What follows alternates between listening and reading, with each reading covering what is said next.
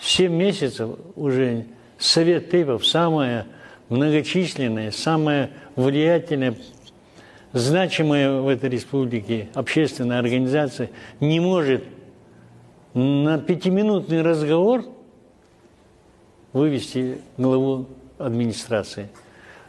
И не только его.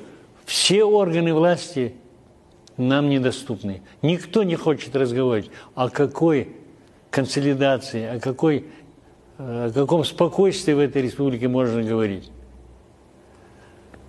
Сегодня,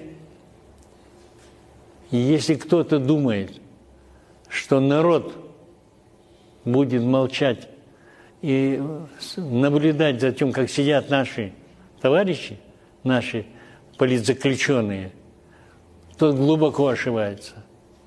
Мы будем добиваться своей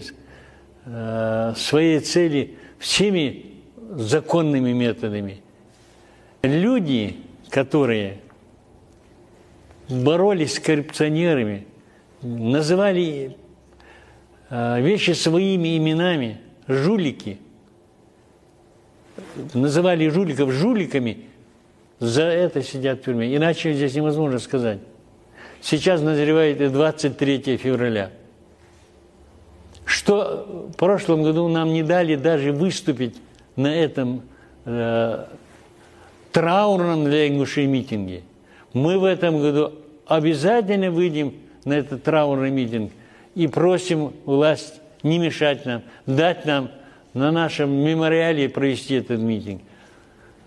Мы этот день всю свою жизнь будем вспоминать как траурный день. И в этот день никакие мероприятия другие невозможно в этой республике провести. Тот, кто это пытался сделать, у него не получилось. Кто может ингуша заставить забыть этот день?